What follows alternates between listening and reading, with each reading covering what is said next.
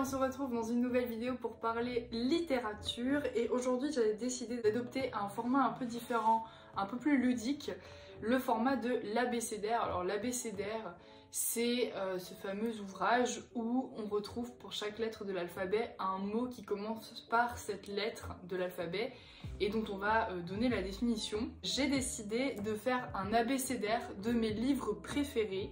Alors, je n'ai pas trouvé de livre commençant par toutes les lettres. Je n'ai pas trouvé de livre pour chacune des lettres, mais j'ai essayé d'être la plus exhaustive possible.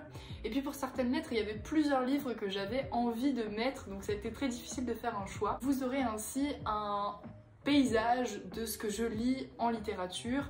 Et alors vous allez voir, il y a des genres tout à fait différents. Il y a du roman, du théâtre, de la poésie, mais aussi du roman graphique et peut-être même d'autres genres. Mais c'est assez varié, éclectique, mon paysage littéraire. N'hésitez pas, vous aussi, en commentaire, à me faire votre abécédaire de vos lectures favorites. On va commencer par le début, c'est-à-dire la lettre A, puisque l'alphabet commence par A. Ah bon, je pense que ça ne surprendra personne pour ceux qui sont sur ma chaîne depuis un petit temps. J'ai choisi Aurélien d'Aragon, qui est mon deuxième roman préféré de tous les temps. C'est un roman que j'ai beaucoup fantasmé parce que j'en entendais pas mal parler, il y avait tout un univers, une ambiance autour de ce roman. J'ai dû le lire en prépa, c'était en cube, le programme de spécialité lettres modernes. Et je suis tombée absolument amoureuse de ce roman à tel point que je l'ai relu, je crois, je m'en rappelle, un après-midi tout entier, je l'ai relu alors que j'étais à quelques jours du concours de l'ENS et vraiment ce livre m'a énormément plu. Déjà par son style, parce qu'Aragon, avant d'être romancier, il est poète, donc c'est une écriture qui est difficile mais qui est magnifique, et puis aussi par les thématiques qui sont abordées. Alors déjà l'amour impossible, la recherche de l'absolu, l'incompréhension, mais aussi toutes les thématiques de classe sociale et de l'univers parisien de l'entre-deux-guerres, ça me plaît beaucoup. Et c'est un thème qui me plaît tellement que j'aimerais bien éventuellement en faire une thèse, cet univers du Paris de l'entre-deux-guerres. En tout cas des villes pendant la guerre, des grandes villes pendant la guerre, avec des histoires d'amour impossible, ça me plaît énormément. J'ai tellement apprécié ce roman que quand j'ai vu qu'il rentrait dans les bornes du programme de littérature en seconde, j'ai pas hésité et je me suis dit go, on va le faire étudier aux élèves et je vais commencer ma séquence là en ce moment. Ils ont dû le lire, ils ont souffert, mais je suis sûre qu'on va pouvoir passer de bons moments. Ensuite la lettre B, bon la lettre B c'est pareil, c'était assez facile puisque j'ai choisi Bérénice, la tragédie de Jean Racine. Jean Racine c'est mon dramaturge favori de tous les temps, j'ai lu toutes ses pièces, sauf Les Plaideurs parce que c'est une comédie et que je l'ai commencé, j'ai pas aimé. Et vraiment j'ai lu ses 11 tragédies et de ces 11 tragédies c'est la meilleure pour moi. Elle n'est pas sanglante, il n'y a pas de mort, mais je trouve que la séparation des amants à la fin et cette histoire de triangle amoureux est tellement plus tragique et tellement plus dure finalement qu'une mort. Je l'ai également fait étudier à mes élèves et la plupart ont apprécié alors que le vers racinien est difficile à comprendre, mais c'est aussi magnifique qu'Aurélien finalement, tout à fait différent, mais tout à fait magnifique. Et puis c'est une tragédie à thème romain, donc moi ça me plaît plus que les tragédies à thème grec puisque je suis latiniste, mais voilà, avec l'empereur Titus et la reine de Palestine, Bérénice. J'ai beaucoup hésité avec mon roman préféré pour cette lettre B, mon roman préféré qui est Belle du Seigneur, mais comme je vous l'ai présenté longuement dans une autre vidéo, je me suis dit allez, on va changer de genre et on va mettre un peu de théâtre. La lettre C, je voulais vous parler d'un roman graphique que je trouve absolument génial, il s'agit des Culottés. C'est une succession de petites histoires de femmes qui ont marqué l'histoire justement. C'est interculturel, ça touche le monde entier, ce sont des femmes du monde entier et de toutes les époques. Par exemple, vous avez Wu Zetian, première impératrice de Chine, mais vous avez aussi l'histoire d'une femme à barbe, vous avez l'histoire de Heidi Lamar, qui est celle qui invente le Wi-Fi alors que c'était une grande actrice hollywoodienne. Enfin, vous avez toutes ces histoires réunies alors dans plusieurs tomes à l'origine, mais moi j'ai acheté l'intégrale. Et ce qui me plaît beaucoup aussi dans les romans graphiques et ce à quoi je suis très sensible, c'est le design, la manière dont c'est dessiné. Et je trouve ça mais vraiment super bien dessiné, les petites historiettes sont vraiment bien tournées, c'est vraiment délicieux à lire. Et en même temps, ça nous apprend pas mal de choses sur l'histoire. D, j'ai choisi les deux maîtresses, alors là on enlève l'article les, mais deux maîtresses de Musset, qui est une courte nouvelle. Alors Musset, oui, il a écrit des nouvelles, alors il n'a pas écrit que des poèmes et des pièces de théâtre. Je me rappelle vraiment très peu de cette nouvelle, donc je sais juste que je l'ai appréciée et qu'il est question d'une indécision en fait entre deux femmes. d'un jeune homme qui est indécis entre deux femmes, d'où le titre Les deux maîtresses. Je pense que je vais la relire d'ailleurs, il faudrait que je la relise. Et elle me paraît tout à fait bien à étudier aussi. Je pense que ça peut être une nouvelle très intéressante et c'est une manière aussi de découvrir Musset autrement que par son théâtre et sa poésie. J'ai choisi un roman de Flaubert. J'aurais aimé mettre Emma Bovary, mais le vrai titre c'est Madame Bovary, ce n'est pas Emma Bovary. Pour moi, Emma Bovary c'est le meilleur roman de Flaubert. Pour l'instant, j'ai pas tout lu. Mais du coup j'ai choisi l'éducation sentimentale, donc éducation sentimentale. Alors j'ai moins aimé qu'Emma Bovary, je dois l'avouer, mais ce que je trouve d'intéressant dans ce roman, c'est d'une part toujours cette ironie mordante de Flaubert par rapport à son héros, qui est un jeune homme, un parvenu qui arrive à Paris, qui tombe amoureux d'une dame mariée. Bon, on connaît le topo des romans du 19e siècle. Mais ce qu'il y a en plus dans l'éducation sentimentale, c'est l'imprégnation historique, le fait qu'on est dans une époque de grands remous en France. Un roman historique, une fresque historique qui nous permet de suivre la fin de la monarchie de Juillet, la fin de la Deuxième République, la succession des régimes. Et toute cette grande histoire est parallèle à la petite histoire, à l'histoire du héros. Ensuite pour F, j'ai choisi un de mes auteurs préférés, j'ai choisi donc La Fontaine avec les fables. Les fables, je pense que c'est ce qui m'a donné le goût à la littérature, dans le sens où c'est probablement le premier ouvrage et le seul que mes parents m'ont présenté et dont on discutait. Je me souviens encore de mon père qui adaptait de façon très libre les fables de La Fontaine et notamment Le Corbeau et le Renard, et il nous racontait ses fables à table et en fait c'était génial parce que il nous racontait le contenu de la fable, il nous récitait 2-3 vers et après on avait un débat sur ce qui se passe, quel personnage a mieux réussi, le gagnant, le perdant, et j'adorais ces moments-là. Avec le recul, je me rends compte que j'aimerais bien revivre ces moments, et je pense que c'est l'un des seuls souvenirs littéraires partagés avec ma famille que j'ai eu, parce que ma famille n'est pas du tout une famille de littéraires, et pour autant, ils m'ont donné ce goût de lire, et je les remercierai jamais assez pour ça. Donc pour moi, les fables, ça évoque l'enfance, mais ça évoque aussi beaucoup d'autres souvenirs, puisque je les ai étudiés en classe préparatoire, c'était au programme de Cagnes. Et là j'ai découvert un autre La Fontaine beaucoup plus joueur, beaucoup plus subtil, toute la relation au pouvoir, les allégories animales, enfin vraiment j'ai trouvé énormément de richesse dans ces petites fables qui résonnent dans notre tête, qui sont extrêmement musicales, extrêmement bien écrites. À tel point que je les ai aussi fait étudier à mes élèves de seconde en tout début d'année pour une séquence sur la poésie. J'ai mis un roman, non pas que j'apprécie tant que ça, mais un roman qui a également une grande importance dans ma vie et dans ma construction littéraire, puisqu'il s'agit de Gargantua de François Rabelais. Alors Gargantua, c'est littéralement l'ouvrage que j'ai le plus étudié dans toute ma vie scolaire, puisque je l'ai étudié en première, je l'ai étudié en première année de prépa, donc en Hippocagne, et je l'ai réétudié en Cagne, puisqu'il était au programme de spécialité lettres modernes, sur le thème guerre et paix. C'était, si vous voulez, un passage obligatoire pour moi. À l'origine, je ne me serais pas tournée vers Rabelais. Comme tout le monde, j'ai eu beaucoup de mal à l'appréhender au début, et puis je me suis rendu compte que Rabelais et moi on partageait, bon, c'est un peu pas très modeste de dire ça, mais Rabelais et moi on partage un amour de la langue, un amour des calembours, des jeux de mots, et aussi de la vulgarité, on s'entend, mais tout ce qui est scatologique, un peu picacaproute, dans Gargantua, ça m'amuse beaucoup, le côté enfantin, l'histoire des géants, et derrière, il y a tout l'aspect moral, ou en tout cas didactique, que je trouve tout à fait génial.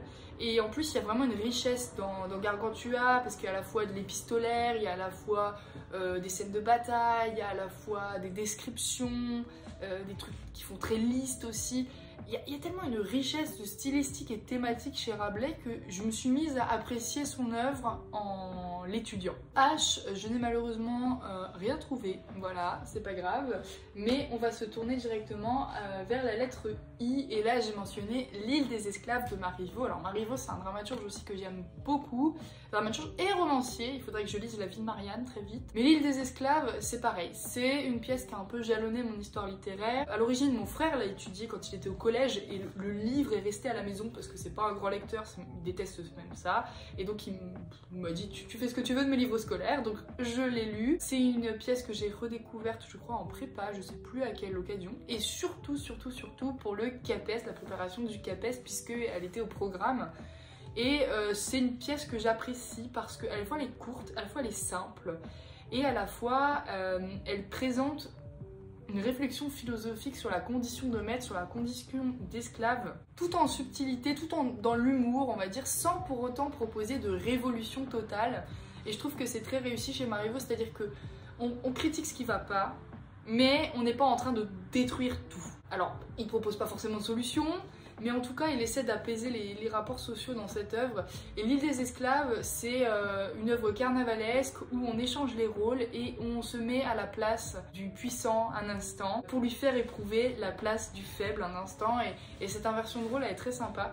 Je pense que c'est vraiment une pièce intéressante à étudier, qui n'est pas excessivement compliquée, comme je vous le dis, tant du point de vue du vocabulaire que de l'intrigue, et qui fait pourtant bien rire, en dépit du fait qu'elle soit aussi très philosophique. Alors pour J, j'ai choisi un livre qui est en fait le début d'une saga de 4 livres qui, je pense, est mon 3e roman favori. Quatrième. Il s'agit des Jeunes filles de Henri de Monterland. Alors ça c'est un peu moins connu. Auteur du début du XXe siècle, Henri de Monterland, et il a écrit 4 livres. Enfin c'est la saga des Jeunes filles, mais les 3 autres tomes ont un autre titre. Alors, il est question dans ces 4 romans très courts, qui se lisent très facilement, très rapidement, je les ai descendus cet été, les uns après les autres. Il est question d'un personnage assez odieux, un personnage d'écrivain, odieux dans le sens odieux avec les femmes. Il est très séduisant et c'est un écrivain à succès, donc il est connu. Il trouve un jour une jeune fille qui pour le coup va vraiment lui plaire. Il veut pas s'en séparer, mais en même temps il veut pas se marier avec elle, alors qu'elle exige le mariage. Et alors pendant plusieurs tomes on les suit, lui qui veut pas le mariage, et puis finalement qui hésite, suit ses tergiversations par rapport au mariage. Le personnage est tout à fait détestable, et c'est ça que j'aime dans ce roman, c'est non pas que c'est un roman qui cautionne la misogynie, mais c'est un roman qui justement se moque, je trouve, de ce personnage principal qui est misogyne, qui est séducteur, qui est un peu je m'en foutiste, et on adore le détester. Et je pense que la littérature c'est aussi fait pour voir ce qu'on n'a pas envie de voir, justement pour mieux s'en tenir à distance. Et là ce héros est en fait un anti-héros, et je trouve qu'il est extrêmement bien dépeint. C'est drôle de méchanceté, c'est vraiment drôle de méchanceté. Alors K, j'ai rien trouvé du tout non plus, et on va passer donc directement à la lettre L, et là j'avais envie de vous parler d'un autre roman graphique, une série de romans graphiques qui sont absolument merveilleux. Il s'agit de la série L'Or Olympus. C'est inspiré de l'histoire de mon couple mythologique favori, à savoir l'histoire entre Hadès et Perséphone, mais c'est une réadaptation très moderne avec un mélange de mythologie et d'époque contemporaine. Avec des graphismes très particuliers, puisqu'à l'origine c'est une série webtoon, je crois, diffusée sur internet. Et là il y en a déjà 6 tomes qui sont sortis, c'est un best-seller. Moi j'étais très intriguée au départ par l'histoire d'amour entre Hadès et Perséphone, la manière dont elle allait être décrite. L'autrice a vraiment su créer tout un univers autour de ce couple et pas seulement se focaliser sur ce couple. Il y a une sorte de maison de la mythologie, les rapports entre les personnages sont extrêmement bien envisagés et surtout sont extrêmement bien convertis en rapports sociaux actuels.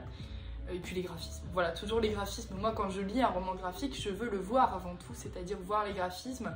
C'est un roman graphique qui est centré autour des camailleux de couleurs. Les couleurs ont beaucoup d'importance, chaque personnage finalement a une couleur qui lui est associée. Alors pour M, j'ai mis Manon Lescaut de l'abbé Prévost. Là c'est pareil, c'est pas mon roman favori, c'est pas un roman non plus que j'adule, que j'adore, mais c'est un roman qui me plaît et qui a une importance dans ma construction littéraire. Alors déjà je m'appelle Manon, voilà, mais je ressemble pas du tout au personnage de Manon Lescaut, et fort heureusement, elle fait partie des personnages littéraires que je n'aime pas, au même titre qu'Emma Bovary, mais que j'adore détester. L'abbé Prévost, je connais bien cet auteur puisque j'ai étudié un de ses livres pour l'agrégation, donc Histoire du grec moderne, et puis Manon Lescaut je l'avais déjà étudié au lycée et en prépa également. Donc c'est pareil, c'est un livre qui a jalonné mon histoire littéraire, et je pense que je n'ai pas fini avec ce roman parce que s'il tombe s'il est au programme, il est au programme de première. Si j'ai des premières un jour, je devrais me le farcir, mais en même temps c'est un livre que j'aime bien. J'aime bien me moquer de des grilleux. C'est un livre, je trouve, où j'aime bien me moquer en fait. Je suis en train de me rendre compte que les livres que j'apprécie, c'est des livres où j'aime bien me moquer des personnages. Je pense que ça devient inquiétant là. Mais donc Manon Lescaut, cette fameuse histoire d'amour entre Manon, qui est une ancienne prostituée, et le chevalier des Grieux, qui lui a une situation mais qui va tout sacrifier pour elle. Et en fait c'est un livre qui me fait rager à chaque fois que je le lis. Et puis il y a la prose de Prévost, enfin Prévost a une manière très particulière de construire ses phrases qui est aussi propre au 18e, mais je trouve qu'il a, lui encore c'est plus particulier parce que je trouve par exemple les liaisons dangereuses ça se lit un peu mieux. Alors N, là je vais vous parler de ma BD, ma série de BD favorite. Il s'agit des Nombrils. Alors les Nombrils, c'est une BD qui a vraiment structuré mon adolescence. Il y a 8 tomes et ça tourne autour d'un trio d'amis. Karine qui est l'aide au début de la série et qui est clairement le faire-valoir des deux autres, Jenny et Vicky, qui sont les bombes du lycée. Ce que j'apprécie dans cette BD, c'est que ça traite de sujets difficiles tels que le harcèlement, les problèmes d'amour au lycée, le chagrin d'amour, les brisures familiales aussi, mais aussi l'amitié. D'une façon extrêmement humoristique, chaque page est finalement un mini sketch et puis tout est dans le détail, vraiment. C'est des BD, je peux les relire à l'infini parce qu'à chaque fois il y a un petit détail dans la vignette que j'ai pas vu, derrière il y a un personnage qui fait coucou, enfin c'est vraiment bien dessiné, construit, c'est très intelligent. Et en même temps tu passes un super moment de divertissement. Pour la lettre O, j'ai choisi un grand classique puisque j'ai choisi l'Odyssée d'Homère. Alors là encore, c'est pas un livre qui m'a fait trembler, qui m'a fait frissonner, mais l'Odyssée que j'ai été obligée de lire en hippocagne est, je pense, une œuvre qu'il faut avoir lu. J'aime pas trop cette expression, mais si on veut comprendre la construction de l'Occident, si on veut comprendre des références, mais que ce soit dans la littérature, dans le cinéma ou dans les séries, je pense qu'il faut avoir lu l'Odyssée. Ne serait-ce que quand tu parles de sirène, est-ce que tu sais vraiment ce que c'est qu'une sirène? Eh bien, lis l'Odyssée pour le savoir. L'Odyssée, donc, c'est l'histoire d'Ulysse qui, après 10 années passées dans la guerre de Troie racontée dans l'Iliade d'Homère, autre épopée, eh bien, se retrouve à errer 10 ans en mer avant de rejoindre Ithaque, sa famille, sa patrie, sa femme et son enfant, 20 ans plus tard. Et je trouve qu'aussi cette idée d'errer 10 ans en mer, après 10 ans de guerre, retrouver 20 ans après au même endroit, ça fait écho à beaucoup de films, de livres qui parlent de ces gens qui partent et qui reviennent longtemps après. C'est un beau récit de voyage et de magie, de créatures et de mythologie. Pour la lettre P, je voulais vous parler d'un roman graphique qui a été adapté au cinéma. Il s'agit de Persépolis de Marjane Satrapi. Là encore, c'est un ouvrage qui est assez étudié au collège pour tout ce qui est question d'immigration, de guerre, de fuite du pays à cause de la guerre. Et donc Persépolis, ça raconte l'histoire de Marjane Satrapi qui a été obligée de fuir l'Iran, son pays natal, pour la France à cause de la chute du régime du Shah et de l'instauration d'un régime théocratique. Alors, l'Iran est la première et la seule théocratie, me semble, au monde. Je suis fascinée par ce pays qu'est l'Iran. Je me suis pas mal renseignée sur le pays. J'aimerais y faire un voyage un jour, mais je suis pas certaine que ce soit possible dans l'immédiat. En tout cas, je suis fascinée par ce pays, sa culture. J'ai rencontré certains Iraniens. J'ai même donné des cours de français à un Iranien dans la ville où je vis, qui est assez cosmopolite. Ce roman graphique, je le trouve super parce que, bon, déjà, il y a une identité au niveau du dessin. C'est très sobre, hein, assez peu de détails, c'est noir et blanc. Et en même temps, il y a quelque chose de très touchant parce qu'on est du point de vue d'une enfant qui est obligée de quitter son pays natal pour des raisons politiques. Et on a toute cette différence entre l'Orient, l'Occident. Ça me touche en fait de voir le point de vue d'une enfant qui arrive finalement à s'adapter, à venir en France, à s'adapter.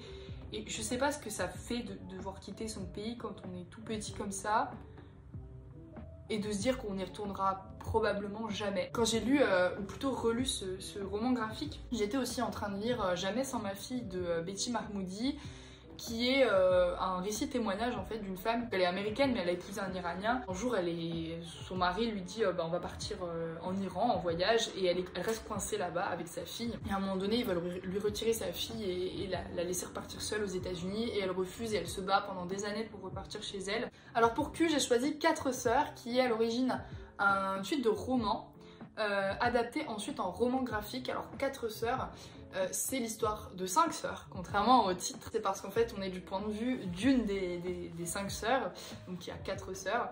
C'est plutôt de la littérature jeunesse, même carrément de la littérature jeunesse, mais que j'adore lire parce que il y a quelque chose aussi d'adulte. On est dans une famille donc de 5 filles qui sont orphelines, qui doivent se débrouiller seules. Alors la plus grande s'occupe de ses sœurs parce qu'elle est majeure. Et en même temps, il y a quelque chose de très enfantin parce qu'on adopte le point de vue d'une des sœurs. Ce qui est génial, c'est que les 5 sœurs ont des personnalités extrêmement différentes et qu'à chaque fois, on explore la personnalité de l'une.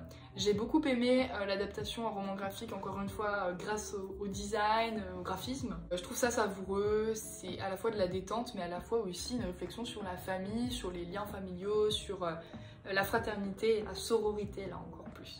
R, je ne pouvais faire que mettre mon troisième roman favori dont je vous ai fait un livre audio il n'y a pas très longtemps, à savoir Le Ravissement de Lölvestein, et je pense que je ferai une vidéo complète sur ce roman, qui est, je pense, un des romans qui m'a le plus laissé perplexe et en même temps qui m'a le plus plu par sa prose, sa poésie. C'est un envoûtement en fait. Le ravissement de Lölvestein, mais c'est aussi le ravissement du lecteur.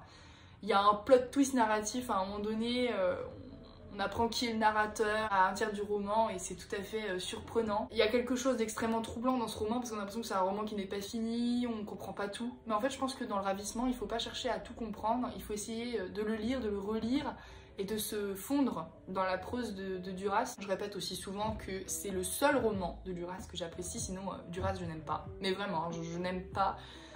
À la rigueur, l'amant passe, mais j'ai pas aimé Le Barrage contre le Pacifique, j'ai pas aimé Moderato Cantabile. Mais Duras, j'ai beaucoup de mal, et pour autant, Le Ravissement, c'est un de mes romans favoris.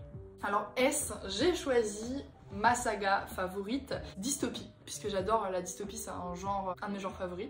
Et il s'agit de La Sélection de Kérakas, donc une dystopie assez récente en 2012 d'une autrice américaine. La Sélection, ça raconte un avenir proche aux États-Unis où la monarchie en fait s'est instaurée, il y a une monarchie qui s'est instaurée et pour choisir une femme au futur roi, on met en place une télé-réalité. 35 jeunes filles de districts différents, puisque ça fait un peu comme dans Hunger Games, la société est divisée en des castes en fait, plus que des districts, des castes. Et on choisit 35 filles qui sont issues de castes différentes. Et le but c'est que pendant cette télé-réalité, on va les filmer en train d'essayer de séduire le prince. Et parmi ces jeunes filles, il y en a une qui est sélectionnée, c'est peut-être la seule qui n'a pas envie d'être là, qui ne se rend pas compte de l'immense chance qu'elle pourrait avoir de devenir la reine du pays alors qu'elle est issue d'une caste moyenne. Mais en fait, elle n'a pas du tout envie de devenir la reine, qu'elle a déjà un amoureux à l'extérieur, et cette jeune fille c'est America, qui rappelle donc le continent américain, et le symbole de l'Amérique. Donc vraiment c'est une saga qui est, bon, c'est pas excellentissime au niveau du style, mais par contre l'intrigue est absolument ouf et je suis outrée qu'on n'ait pas encore adapté cette saga au cinéma ou au moins en série. Il y avait eu un trailer, il y a de ça une dizaine d'années, et je suis déçue que ça n'ait pas abouti. Pour la lettre T, j'ai choisi une autre tragédie de Racine, j'ai choisi La Thébaïde, d'ailleurs que j'ai fait travailler en évaluation finale à mes élèves. Alors pourquoi j'ai choisi? Parce que c'est une tragédie qu'on ne lit plus, première de Racine, qui n'a pas rencontré un grand succès parce que justement, surtout a posteriori, justement on considère que voilà, c'est une pièce de jeunesse, c'est pas encore très abouti. Et bien moi je trouve que non, je trouve que Racine a su enjoliver le mythe d'Antigone et de Créon. Je trouve qu'il a su en faire quelque chose de doux et de sentimental, bien qu'il s'agisse d'une tragédie. Et je vous conseille vraiment de vous plonger dans la Thébaïde pour découvrir qui est le Racine d'origine. Pour U, j'ai choisi Uglies, une autre dystopie que j'ai beaucoup appréciée. C'est de la littérature young adult, encore une fois, que j'ai découvert quand j'étais en master, parce que je m'intéressais à des livres littérature jeunesse pour préparer le CAPES. Et j'ai beaucoup aimé Uglies. Alors j'ai pas terminé la saga, il me semble qu'il y a 5 tomes mais j'en ai lu 3. Mais en gros l'histoire c'est une société où en fait à partir de l'âge de 16 ans on vous fait une opération de chirurgie pour devenir un pretty. Et vous passez de ugly à pretty, donc de moche à beau. Et en gros tout le monde est beau, sauf qu'évidemment l'héroïne va découvrir qu'il n'y a pas que des beaux et qu'il y a des gens qui refusent cette opération de chirurgie esthétique qui finalement uniformise toute la société. Et ces gens-là vivent reclus à côté. Et finalement on se rend compte qu'ils ne sont pas si peu nombreux que ça et qu'il y a toute une révolte, toute une rébellion qui est en train de se faire parce que cette opération de chirurgie esthétique est également une opération politique qui est faite pour uniformiser et contrôler les individus. Et je vais finir cette vidéo avec la lettre V puisque je n'ai malheureusement rien trouvé pour W, X, Y, Z et j'attends vos propositions pour ces lettres-ci. Mais j'avais envie de vous parler donc de V, la Vénus d'Île, qui est une des nouvelles que je vais faire travailler à mes élèves. Alors la Vénus d'Île c'est pareil, je l'ai rencontrée au collège en 4e et j'avais été subjuguée par cette nouvelle. Je trouvais que c'était étrange, c'est le côté fantastique, vous savez, le doute, la peur. Et en fait, j'avais vraiment envie de refaire faire cette nouvelle aux élèves. Et là, je me suis replongée dedans, j'ai lu en 2 jours, enfin 2 jours. Bien évidemment que j'ai fait d'autres choses parce que c'est une nouvelle de 40 pages. Mais je me suis replongée dedans et j'ai éprouvé toujours le même plaisir. Et j'ai même compris des éléments que je n'avais pas compris à l'époque. D'où l'importance de lire et de relire. Plusieurs années après. Donc voilà pour mon abécédaire de mes lectures préférées, ou en tout cas des lectures qui ont été vraiment fondamentales dans ma construction littéraire. Comme je vous ai dit, n'hésitez pas à me faire votre propre abécédaire en commentaire. Quant à moi, je vous retrouve très vite dans une prochaine vidéo.